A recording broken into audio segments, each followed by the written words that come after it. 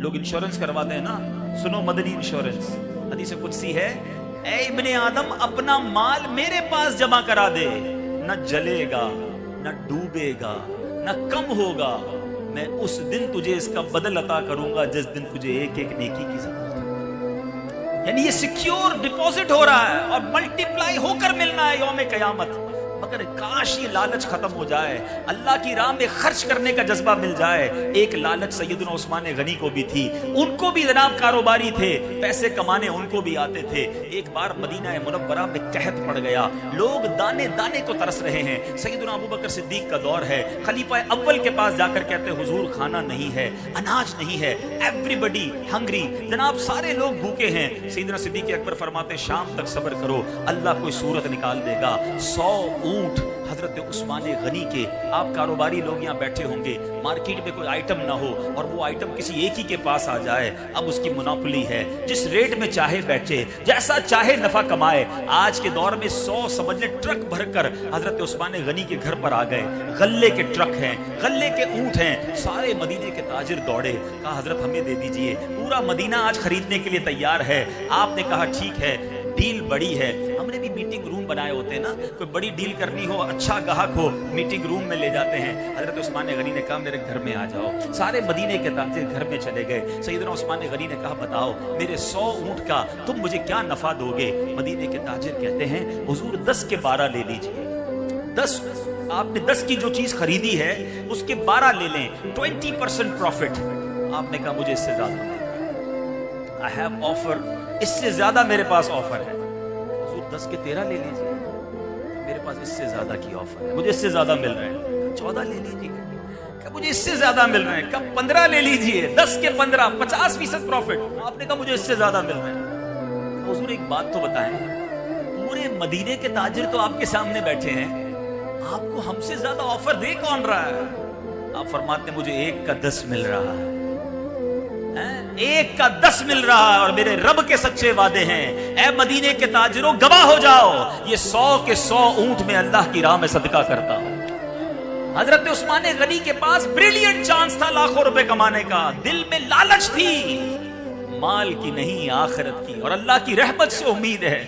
حضرت عثمان غنی کو ان صدقوں کا وہ اجر قیامت کے دن ملنا ہے کہ دیکھنے والے دیکھیں گے کہ جنہوں نے اپنے خزانے کے منہ اللہ کے لیے کھول دیے, اللہ کی راہ میں خرچ کیے. کاش میں اور آپ یہ ذہن بنا لیں کہ مجھے اور آپ کو دنیا سے جانا ہے.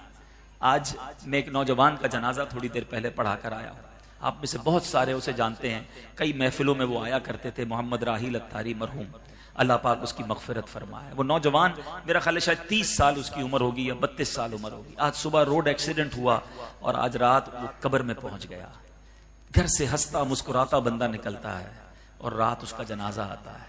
ہمارا کیوں ذہن نہیں بنتا, ہم کیوں دنیا کے پیچھے مارے مارے پھر رہے ہیں؟ چھوٹا گھر ہے تو بڑا ہو جائے, بڑا ہے تو اور بڑا ہو جائے, 1 گاڑی ہے تو 2 گاڑیاں ہو جائیں, بینک بیلنس اور بڑھ جائے, مرنا نہیں, جانا نہیں.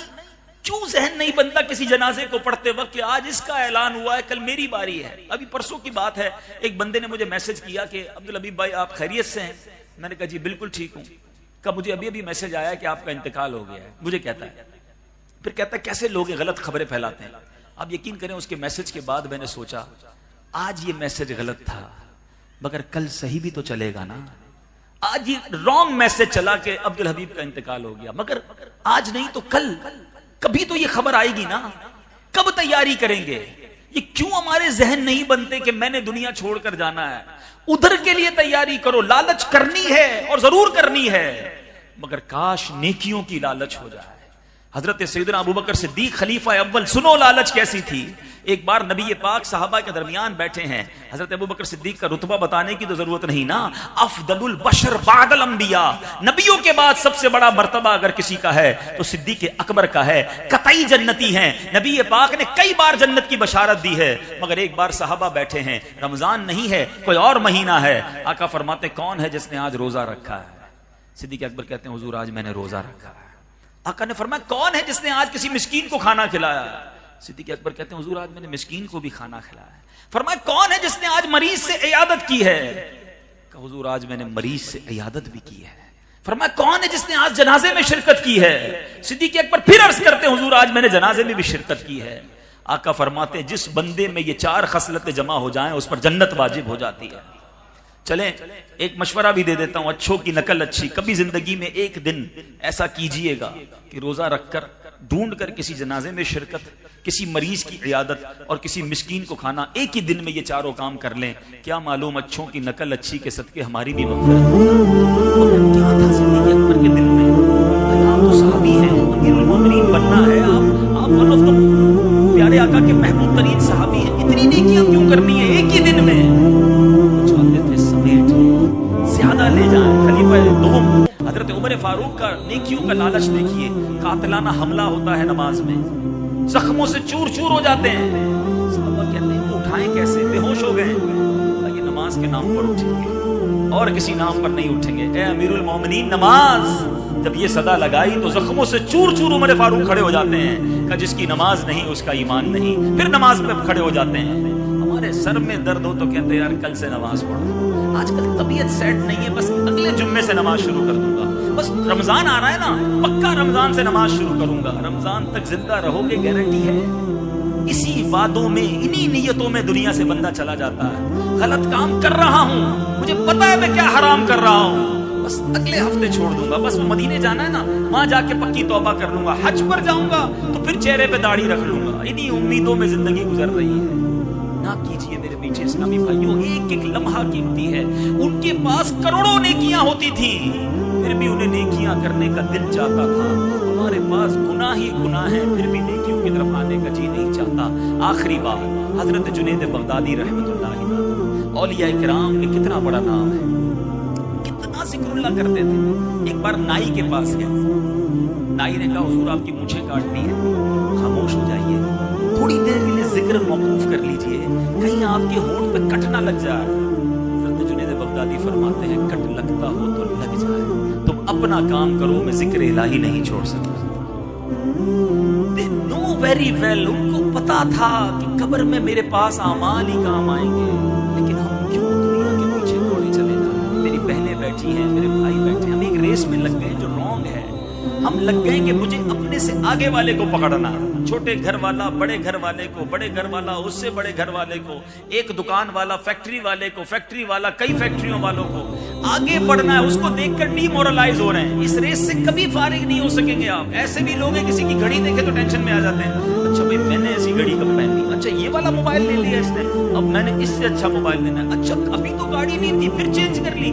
یہ حسد, یہ دوڑ مروا رہی ہے آپ کو. یہ بہنوں میں بہت زیادہ ہے. کسی کے گھر دعوت پر جاؤ تو واپس آ کر گھر میں الگ ہنگامہ شروع ہو جاتا ہے. اس نے ایسے کپڑے پہنے تھے, اس نے وہ والی جیولری پہنی تھی, دیکھا نہیں بچے کی شادی میں کیسا فنکشن کیا, ہمیں اپنے بچے کی شادی میں اس سے بڑا فنکشن کرنا. اس لیے دنیا میں آئے کہ ہم انہی چیزوں کے چکر میں لگے رہے. آؤ میں بتاتا ہوں صحابہ کا ذہن کیا تھا.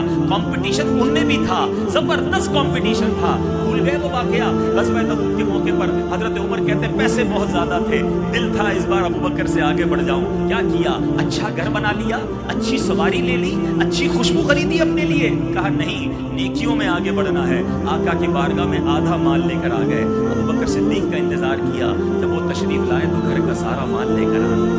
مقابلہ کرنا ہے تو کرے نا. نبی پاک کا بڑا خوبصورت فرمان ہے, روایتوں کا مضمون ہے, نیکیوں میں اپنے سے آگے والے کو دیکھو, نعمتوں میں اپنے سے پیچھے والے کو دیکھو, پرسکون ہو جاؤ. اگر کوئی میرا بھائی کرائے کے گھر میں رہتا ہے نا, گھبرائے نا, جھوپڑی والے کو دیکھو, کرائے کے فلیٹ میں جھوپڑی میں رہ رہا, کوئی جھوپڑی میں رہنے والا سن رہا ہے وہ بھی نہ گھبرائے, وہ روڈ پہ رہنے والے کو دیکھے. ارے کچھ لوگ روڈ پہ بھی تو سوتے ہیں, اور اگر کوئی روڈ پہ سونے والا ہے وہ بھی شکر ادا کرے کہ مولا روڈ پہ سو رہا ہوں, جیل میں نہیں سو رہا. ہزاروں قیدی بھی تو ہے نا. جتنے لوگ یہاں چل کر آئے ہیں شکر ادا نہیں کرتے کہ پیر ہیں ہمارے پاس. ابھی ہاسپٹل میں جاؤ تو پتہ چل جاتا ہے, کسی کے گردے فیل, کسی کے ڈائلسس چل رہے ہیں, کوئی کھا نہیں سک رہا اس کی نالی, کوئی نکال نہیں سک رہا اس کی الگ نالی لگی ہوئی ہے. پریشانیاں ہی پریشانیاں ہیں. اللہ نے ان ساری پریشانیوں سے مجھے بچایا, پھر بھی میں جناب لوگوں کو دیکھ کر ڈی مورلائز